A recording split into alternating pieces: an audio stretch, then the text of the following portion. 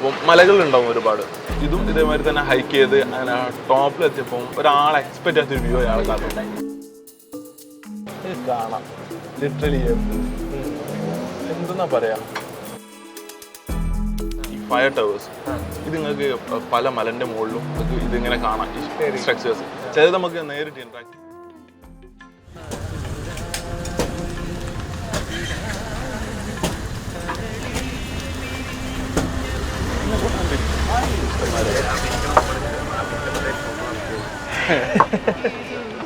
യാത്രകൾ ഓരോ ആളുകൾക്കും യാത്ര എന്ന് പറയുന്നത് ഡിഫറെൻ്റ് അനുഭവങ്ങളാണ്. ചില ആളുകൾക്ക്, അതായത് ഇപ്പോഴത്തെ ഒരു ട്രെൻഡ് എന്ന് പറയുന്നത് തന്നെ യാത്രകൾ ചെയ്യുക, അതിൻ്റെ ഫോട്ടോസും വീഡിയോസും മറ്റാളുകളിലേക്ക് എത്തിക്കുക എന്നുള്ളതാണ്. അതിൽ നിന്ന് വ്യത്യസ്തനായിട്ടുള്ള ഒരാളാണ് ഇന്ന് നമ്മുടെ കൂടെ ഉള്ളത്. ട്രാവൽ ടോക്സ്, യാത്ര ചെയ്ത ആളുകളുടെ കഥകൾ കേൾക്കുന്ന ഒരു സീരീസാണ് നമ്മൾ തുടങ്ങുന്നത്. ഇന്ന് യാത്രകളെ സെൽഫ് എക്സ്പ്ലോറേഷനായിട്ട് കാണുന്ന ഒരാളുടെ കൂടെയാണ് നമ്മളുള്ളത്. Travel talks with Dileep.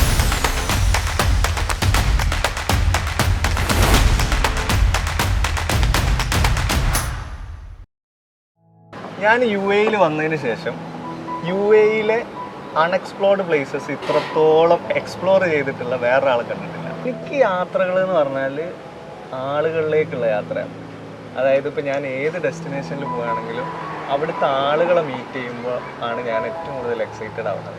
അവിടുത്തെ ആളുകളെ എക്സ്പ്ലോർ ചെയ്യുമ്പോൾ ആ നാടും എക്സ്പ്ലോർ ചെയ്യുന്ന ഒരു ഫീലാണ്. ആദിലിൻ്റെ കാഴ്ചപ്പാടിൽ എന്താണ് യാത്രകൾ? എൻ്റെ കാഴ്ചപ്പാടിൽ ആസ് എൻ ഇൻട്രോവേർട്ട് ഞാൻ ആളുകളിലേക്ക് ഞാൻ അടുക്കാൻ വളരെ മടിക്കുന്ന ഒരാളാണ് ഞാൻ.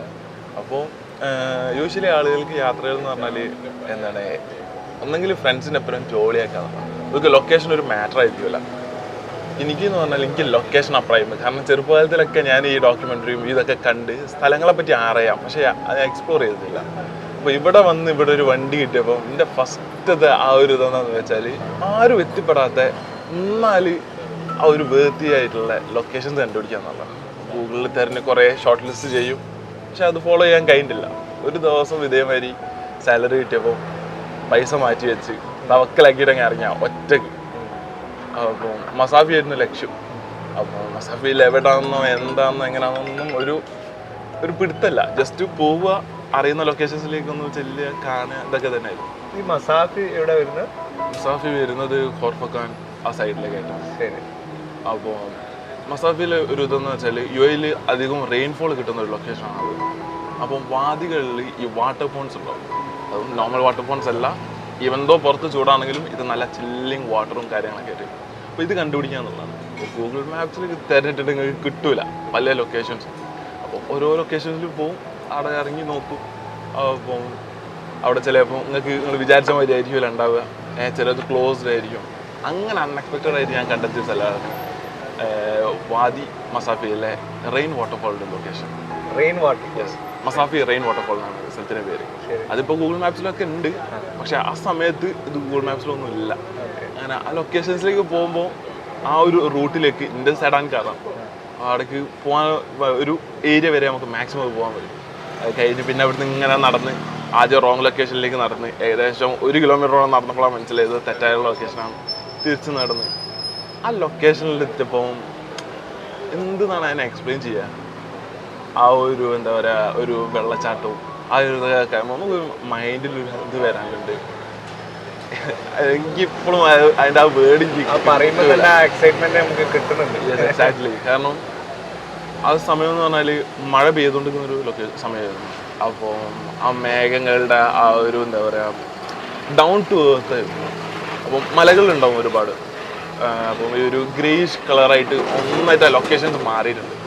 പോരാത്തതിന് എന്താ പറയുക, ഒരു ഇളം മഴ, ഇതൊക്കെ എക്സ്പീരിയൻസ് ചെയ്തുകൊണ്ടാണ് ഞാൻ അങ്ങോട്ടേക്ക് പോകുന്നത്.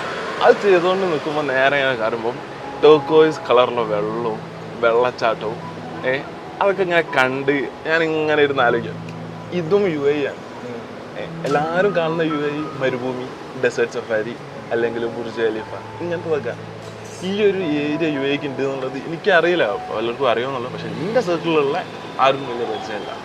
അവിടെ ഇറങ്ങി കുളിച്ച് അതൊക്കെ കഴിഞ്ഞ് അവിടെ നിന്ന് നേരെ വരുന്ന ഖോർഫഖാനിലായിരുന്നു. കോർഫക്കാനിൽ ഇതേപോലെ തന്നെ വീണ്ടും അന്വേഷണമാണ്. എവിടെ നല്ല ഫുഡ് കിട്ടും അങ്ങനെയുള്ള കാര്യങ്ങളൊക്കെ ആയിട്ട്. ഈ കോർഫക്കാനല്ലേ നമ്മൾ ഈ പറഞ്ഞ പണ്ട് നാട്ടിലെ ആളുകൾ ഉരു വിളിച്ച് വന്നിട്ട് ഇറങ്ങിയിട്ട് നീന്തി കടന്നു വരുന്ന സ്ഥലം? അതെ അതെ. ഈ കോർഫക്കാൻ റോഡ് പോകുമ്പോൾ ആക്ച്വലി നിങ്ങൾക്ക് ആ മലകളൊക്കെ കാണാൻ പറ്റും. ശരിക്കും ഇങ്ങനെ വണ്ടർ അടിയും. കാരണം ഇത്രയും ഉയരമുള്ള ഈ മലയുടെ മുകളിൽ കൂടാണ് ഇവർ ഈ ട്രാവൽ ചെയ്ത് അത് പിടിച്ച് നിരപ്പാക്കി നല്ല വിശാലമായ റോഡാണ്. 120 സ്പീഡിലൊക്കെ ഇങ്ങനെ പോവാ. അന്ന് നടന്നങ്ങളൊന്ന് ആലോചിച്ച് നോക്കി. അന്ന് ഇങ്ങനെ ആളുകള് ഒരു കുറെ പിന്നിലാ നിർത്തുക. അവിടുന്ന് നീന്തിയിട്ട് വന്ന് കയറണം. അപ്പൊ ഞാൻ അതില് നമ്മളെ മൂത്താപ്പൻ തന്നെ അപ്പ എന്റെ അതായത് ഇവര് ബോട്ടില് ഒരു ഐഡിയ ഇല്ല, എത്ര ദിവസം ഇരിക്കും അങ്ങനത്തെ ഒന്നും ഒരു ഐഡിയ ഇല്ല. അങ്ങനെയാണ് യാത്ര ചെയ്യുക. ആ ആകെ ഐഡിയ ഉണ്ടാവുക ഈ പറഞ്ഞ പോലെ ആ ബോട്ട് ഇതാക്കുന്ന ആളുകൾക്ക് മാത്രം. അതിലുള്ള ആളുകൾ ഒരു ഐഡിയ ഇല്ലാതെ ഇത്രയും ദിവസം ബോട്ടിൽ ആടി വന്നിട്ട് ഈ കോർഫക്കാനിൽ ചാടിയിട്ട് നീന്തി വന്നിട്ട് അതിന്റെ കരയിൽ ഇരുന്നിട്ട് അവരറിയാതെ ഇങ്ങനെ ആട് എന്ന് പറയുന്നത് കേട്ടിട്ടുണ്ട്. പിന്നെ ആളുകൾക്ക് ഒരു രക്ഷയില്ല. അല്ല, ഇതൊന്നും അറിയില്ല. ഇവിടെ ആരാണ് കാണേണ്ടത്, ഇവിടെ പോയാലാ കാണുക. അപ്പൊ കോർഫക്കാൻ എന്ന് പറയുമ്പോ ആ സാധനം പെട്ടെന്ന് മനസ്സിലായി. ഇപ്പോഴും ഉണ്ട് നിങ്ങൾക്ക്. ഇപ്പോഴും പല രീതിയിലുള്ള അവശിഷ്ടങ്ങളും നിങ്ങൾക്ക് കാണാം. പണ്ടത്തെ ബുർജ് നഹാർ എന്ന് പറയും ഈ ഫയർ ടവേഴ്സ്. ഇത് നിങ്ങൾക്ക് പല മലന്റെ മുകളിലും നിങ്ങൾക്ക് ഇതിങ്ങനെ കാണാം ഈ സ്ട്രക്ചേഴ്സ്. ചിലത് നമുക്ക് നേരിട്ട് ഇന്ററാക്ട് ചെയ്യാം. ഇവിടെ ഉണ്ട്, ദുബായിലുണ്ട് ഒരു ബുർജ് നഹാർ ഉണ്ട്. ദേരയില് എന്താ ബുർജ് നഹാർ? ബുർജ് നഹാർ എന്ന് പറഞ്ഞാൽ ഫയർ ടവർ എന്നതിന് പറയാം. ഇത് പല ഇതിനായിട്ട് യൂസ് ചെയ്യും. പണ്ട് യുദ്ധങ്ങൾക്ക് അലേർട്ട് ചെയ്യാൻ വേണ്ടി യൂസ് ചെയ്തിരുന്നു. മെയിനായിട്ട് ഇതാണ്. ഇതിന്റെ ടോപ്പിൽ ഇവർ തീയിട്ടിട്ട് കത്തിക്കുകയാണ് ചെയ്യുക. അപ്പോൾ അതിൽ ചില മിശ്രിതങ്ങൾ ഇടുമ്പോൾ ഇതിന്റെ കളർ മാറും. അത് ചിലപ്പോൾ ബ്ലാക്ക് ആയിരിക്കും. ബ്ലാക്ക് ആണെങ്കിൽ അപായ സൂചന, അല്ലെങ്കിൽ it's just A light house. ആ ഒരു രീതിയിലുള്ള. അപ്പോൾ അതിന്റെ റിമൈനിങ്സ് ഒക്കെ ഇപ്പോഴും നിങ്ങൾക്ക് ആ റൂട്ടിലൂടെ പോകുമ്പോൾ കാണാം. കോർഫക്കാൻ ഏരിയയിൽ ഒരുപാട് ചെറിയ ട്രക്കിംഗ് സ്പോട്ടുകൾ ഉണ്ട് എന്ന് ദില്ല് പറഞ്ഞിട്ട് തന്നെ ഞാൻ അറിഞ്ഞിട്ടുണ്ട്. അതിൽ തന്നെ കുറച്ച് രസകരമായിട്ടുള്ള കഥകളൊക്കെ ഉണ്ട് എന്ന് ഞാൻ കേട്ടിട്ടുണ്ട്. പിന്നെ ട്രക്കിങ് ഇഷ്ടമാണോ? ട്രക്കിങ് ഇഷ്ടമാണെന്ന് വെച്ചാൽ ഞാൻ മുമ്പേ പറഞ്ഞവർ തന്നെ ഞാനിങ്ങനെ ഈ ഡോക്യുമെന്ററി ഇതിലൊക്കെ വായിച്ചിട്ട് എനിക്ക് എല്ലാം എക്സ്പ്ലോർ ചെയ്യണമെന്നുള്ളൊരു മെന്റാലിറ്റി ഉള്ള ആളാണ് റൈറ്റ് നൗ ഞാൻ. ഇവൻ എനിക്ക് ക്ലസ്ട്രോഫോബിയ ഉള്ള ആളാണ് ഞാൻ. ഇടുങ്ങിയ സ്ഥലങ്ങൾ എന്നൊക്കെ പറഞ്ഞാൽ നൈറ്റ് മെയർ ആണ് എനിക്ക്. പക്ഷെ എനിക്ക് എക്സ്പ്ലോർ ചെയ്യണം. അതിനിപ്പോൾ ഞാൻ അത് സാക്രിഫൈസ് ചെയ്യാൻ വരെ തയ്യാറായി. അപ്പോൾ അങ്ങനെ ട്രക്കിങ്ങിന് ഇങ്ങനെ ഓരോ സ്പോർട്സ് ഇങ്ങനെ പോകുമ്പോൾ ഒറ്റയ്ക്ക് പോകാൻ കുറച്ചൊരു ഇതാണ്. കാരണം അറിയാത്ത ലൊക്കേഷൻസ് ആണ്. ഇതുണ്ടാവില്ല, എന്താണ് നെറ്റ്വർക്ക് ഒന്നും ഉണ്ടാവില്ല. അപ്പോൾ എന്തായാലും കൂടെ ഒരാളെ കൂട്ടണം. അതിന് പറ്റിയൊരു സുഹൃത്തിന് കിട്ടിയത് അർഷക് എന്നാണ് പേര്.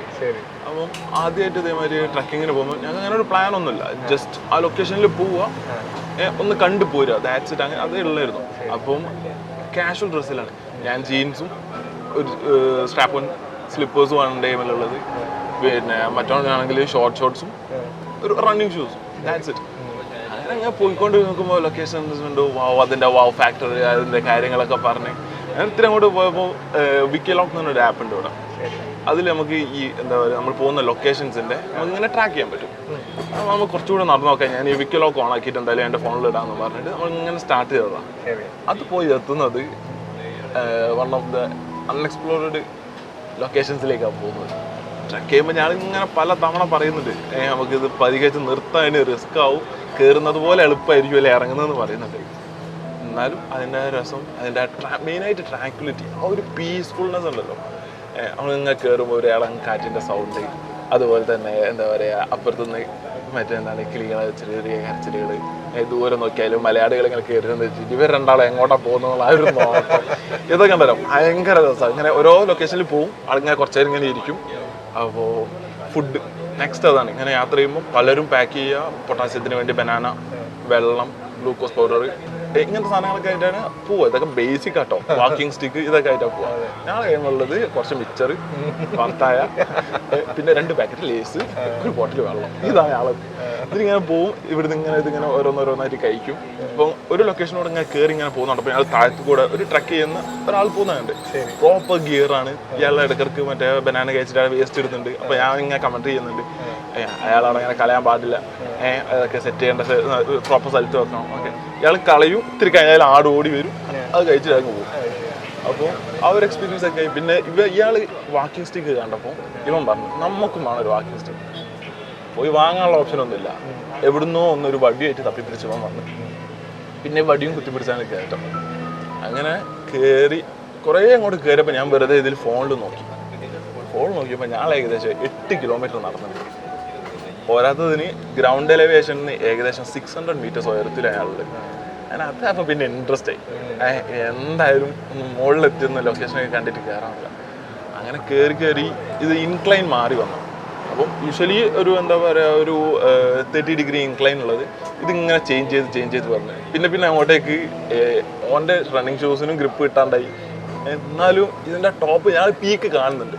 അപ്പോൾ അത് കണ്ടിട്ട് ഇത്രയും ദൂരം യാത്ര ചെയ്ത് ഇത്രയും വന്നിട്ട് ആ മുകളിൽ കയറി അത് എക്സ്പീരിയൻസ് ആയിട്ട് പോകാൻ അറിയുന്നത് ഇനി നടക്കൂല. അപ്പോൾ അത് വലിയൊരു സങ്കടമായി മാറും. അപ്പോൾ എന്തായാലും കയറാമെന്ന് തീരുമാനിച്ചു. അങ്ങനെ മുകളിലോട്ടേക്ക് ഇങ്ങനെ കയറി ഇതിൽ കുറേ അങ്ങോട്ടേ ലൊക്കേഷൻസിലേക്ക് അപ്പം സ്ലിപ്പറി ആയി വന്നത്. പിന്നെ ലാസ്റ്റ് ഓപ്ഷൻ എന്ന് പറഞ്ഞാൽ മുട്ടുത്തി എഴുതുന്നവർ പോലെ അങ്ങനെ കയറി ആ മുകളിലെത്തുമ്പോഴുള്ള ആ ഒരു ഫീൽ ഉണ്ടല്ലോ. അങ്ങനെ പറയാം, ഒരു ഹൈലി സ്കിൽഡ് എക്സ്പ്ലോറർ ഈ മൗണ്ട് എവറസ്റ്റ് കയറി മുകളിൽ നിൽക്കുമ്പോൾ അയാൾക്ക് ഉണ്ടാവുന്ന സാധനമല്ലോ, അതിൻ്റെ കുറച്ച് എക്സസീവ് ആക്കി കിട്ടിയ പറയാം. കാരണം അതിൻ്റെ മുകളിൽ കയറി ആ ഒരു വാവ് ഫാക്ടർ അങ്ങനെ മാപ്പിൽ ഇങ്ങനെ നോക്കുമ്പോൾ അയാൾ ദൂരെ ഒരു പോർട്ട് കാണുന്നുണ്ട്. ഞാൻ ആ പോർട്ട് നോക്കുമ്പോൾ അത് ഒമാൻ. അയാൾ ഏകദേശം ബോർഡറിലാണ്. അപ്പോൾ അയാൾ തിരിച്ചിറങ്ങാൻ നേരെ പോയി ഒമാനിലാണ്. അപ്പോൾ ആ ഒരു എക്സ്പീരിയൻസ് ഒക്കെ ആയി ഇതൊക്കെ കണ്ട് അങ്ങനെ അവിടുന്ന് തിരിച്ചിറങ്ങി. ഇതൊരു എക്സ്പീരിയൻസ് ആയിരുന്നു. പിന്നെ രണ്ടാമത് പോകുമ്പോഴാണ് മൈൽ മാർക്കേഴ്സ് എന്ന് പറഞ്ഞിട്ട് ഈ ട്രക്ക് ചെയ്യുമ്പോൾ ഒരു സാധനമുണ്ട്. ഈ GPS-ഉം സാധനങ്ങളൊന്നും ഇല്ലാത്ത ഈ ഏരിയകളിൽ ഇവരെന്താകുമെന്ന് വെച്ചാൽ ഈ ഫ്ലാറ്റ് ആയിട്ടുള്ള റോക്സ് ഇങ്ങനെ സ്റ്റാക്ക് ചെയ്യും. അപ്പോൾ ഇങ്ങനെ ഒരു ട്രയാങ്കിൾ ഷേപ്പിലാണ് സാധനം ഉണ്ടാകുന്നത്. ഇത് എന്തിനാന്ന് വെച്ചാൽ വഴി തെറ്റി പോകേണ്ടിരിക്കാനാണ്. അപ്പോൾ ഇങ്ങനെ പോകുമ്പോൾ ഓരോ ലൊക്കേഷനിൽ നമ്മൾ മൈൽ മാർക്കേഴ്സ് നോക്കിയിട്ടാണ് പോവാം. അപ്പോൾ ഞങ്ങൾ മൈൽ മാർക്കേഴ്സ് ക്രിയേറ്റ് ചെയ്തിട്ടുണ്ട്. ഞങ്ങൾ എത്തിയ ലൊക്കേഷൻസിലേക്ക് എത്താൻ വേണ്ടിയിട്ട് ഞങ്ങൾ അവിടെ മാർക്ക് ചെയ്ത് വെച്ചില്ല. ഞങ്ങൾ രണ്ടാളും പേര് അവിടെ മാർക്ക് ചെയ്ത് വെച്ചിട്ട് മൈൽ മാർക്കേഴ്സ് അതൊക്കെ ഒരു ഹാരാണ്. കാരണം ഒരുപാട് പേര് ഞാൻ കണ്ടിട്ടുണ്ട് ഈ മൈൽ മാർക്കേഴ്സ് എറിഞ്ഞ് തള്ളിയിടുന്നുണ്ട്. അതൊക്കെ ശരിക്കും എന്താ പറയുക, ഇങ്ങനെ എക്സ്പ്ലോർ ചെയ്യുമ്പോൾ വഴി തെറ്റിപ്പോവും, വേറെ എവിടെയെങ്കിലൊക്കെ എത്തിപ്പോവും. എങ്ങനെയാണ് മൈൽ മാർക്കേഴ്സ് ആപ്പ്? അല്ല, ആപ്പ് അല്ല, അത് മൈൽ മാർക്കേഴ്സ് കല്ലുകളാണ്. കല്ലുകൾ കല്ലുകൾ സ്റ്റാക്ക് ചെയ്ത് നല്ല രസമാണ്, ഇൻട്രസ്റ്റിംഗ് ആയിട്ടുള്ളൊരു. അപ്പൊ ഈ ട്രക്ക് ചെയ്തപ്പോഴും നിങ്ങള് അത് ചെയ്തിട്ടുണ്ട്, കല്ലുകൾ അട്ടിക്ക് വെച്ചിട്ട് ബാക്കി വരുന്ന ആളുകൾക്ക് ഒരു ഹെൽപ്പ് ആവാൻ സാധ്യതയുള്ള രീതി. ഞങ്ങൾ പോയ റൂട്ട് തെറ്റാന്നും ഇങ്ങനെ പോകണം എന്നുള്ളത് തന്നെയുള്ളതിന്റെ കാരണം ഞങ്ങൾ അന്ന് അവിടെ കയറിയിട്ട് റോങ് ലൊക്കേഷനിൽ എത്തി. ഞങ്ങൾ ഏകദേശം 1.5 കിലോമീറ്റർ റിട്ടേൺ നടത്തുന്നത്, എന്നിട്ടാണ് പോകുന്നത്. അപ്പൊ അതൊക്കെ അങ്ങനെ ആഗ്രഹമുള്ളവർക്ക് എന്താക്കാം ചെയ്യാം. അവിടെ പിന്നെ പോയിട്ടുണ്ടായിരുന്നു. പിന്നെ ഞങ്ങൾ നെക്സ്റ്റ് ലൊക്കേഷൻസിലേക്ക് പോയത്. അവിടെ പോയപ്പോൾ അവിടെ കുറച്ചും കൂടിയും എന്താ പറയാ സപ്പോർട്ടീവാണ്. അവിടെ ആളുകൾ കയറുന്നുണ്ട്. അപ്പം ഇതും ഇതേമാതിരി തന്നെ ഹൈക്ക് ചെയ്ത് അങ്ങനെ ടോപ്പിലെത്തിയപ്പം ഒരു ടോപ്പിൽ ഒരാളെ എക്സ്പെക്ട് ചെയ്യാത്തൊരു വ്യൂ അയാൾ കാത്തുണ്ട്. കയറി ചെന്ന് ഞങ്ങൾ നോക്കുമ്പോൾ തന്നെ 3 കുഞ്ഞു കവറുകളാണ് കണ്ടത്. ആ ഒരു ഫീൽ ഉണ്ടല്ലോ, അത് എന്തെന്നാ പറയാ, ഒരു കംപ്ലീറ്റ്ലി അൺഎക്സ്പെക്റ്റഡും അതേപോലെ വളരെ ഓൾഡും ആയിരുന്നു. ഒരു വല്ലാത്തൊരു അതിൻ്റെ തൊട്ടടുത്തൊരു കിണർ. ആ കിണറിൽ വെള്ളം ഉണ്ടോന്ന് വെച്ചാൽ ഏത് ഇതൊക്കെ ഈ ഒരു ലൊക്കേഷൻ. അതുപോലെ എന്താ പറയാ ഈ കല്ലും സുർക്കിയൊക്കെ വെച്ചിട്ടുണ്ടാക്കിയ അങ്ങനത്തേത്. എന്നിട്ട് അതിൻ്റെ ഇടയിൽ മറ്റേ ഒരു സോളാർ പാനലും 2 ലൈറ്റും അവിടെ വരുന്ന ആളുകൾക്ക് വെളിച്ചത്തിന് വേണ്ടിയിട്ട്. അതൊക്കെ ഒരു എക്സ്പീരിയൻസ് ആണ്. ഒരു കാരണം ഇന്നേ വരെ ട്രക്ക് ചെയ്യാത്ത ഒരാൾക്ക് അതൊരു ഭയങ്കര സംഭവമാണ്. ഇടക്കിടക്ക് ചെയ്യുന്നവർക്കൊക്കെ ലൈഫിലൊരു ഫസ്റ്റ് ട്രക്ക് ആയിരുന്നു. അതെ കംപ്ലീറ്റ് ഫസ്റ്റ് ട്രക്ക്. അത് കയറിയത് പിന്നെ ഇതിൽ ഈ ആപ്പിൽ നോക്കുമ്പോഴാണ് കണ്ടത്. ഇതിങ്ങനെ ഓരോ ലെവലുണ്ട്, ഈസി, മീഡിയം, എക്സ്ട്രീം എന്നൊക്കെ പറഞ്ഞിട്ട്. ഇതിൽ മോഡറേറ്റ് ടു ഹാർഡിലേക്കുള്ളതാണ് ഫസ്റ്റ് കയറിയത്. അത് ഇക്കോലത്തിൽ എന്നിട്ട് വിക്കിലോക്കിൽ ഞങ്ങൾ ചെയ്തിട്ടപ്പം ഒരുപാട് ചീത്ത കിട്ടും. കാരണം കോലത്തിൽ ഒരിക്കലും പോകാൻ പാടില്ല. ഈ കോലത്തിൽ പോയിട്ട് എന്താ പറയാ ഓരോരുത്തർ you are crazy, should not go there like that എന്നൊക്കെ പറഞ്ഞിട്ട് കുറേ ഇതുണ്ട്. ഈ സ്കൂബ ഡൈവിങ് പലർക്കും ഒരു ഡ്രീം ആയിട്ടുള്ള സാധനം. ഞാൻ എന്തിലും ഒന്നിൽ വായിച്ചിട്ടുണ്ട്, water is a dimension where you can fly but can't breathe എന്ന് പറഞ്ഞിട്ടുണ്ട്. എനിക്ക് ആ സാധനം ഉണ്ടല്ലോ ശരിക്കും അങ്ങോട്ട് കിട്ടി. കടലിൽ നിന്നുള്ളതിന്റെ പെർസ്പെക്റ്റീവ് മാറും. ഒരു തവണ നമ്മൾ ഡൈവ് ചെയ്ത് നമ്മൾ വന്നാല് നമ്മള് സാധാരണ കടലിൽ കാണുമ്പോൾ ആ വലിയ കടല് ആ ഒരു ഇതാ. ഇത് കഴിഞ്ഞ് നമ്മൾ ആലോചിക്കുക എന്താ അതിൻ്റെ ഉള്ളിൽ നടക്കുന്നത്.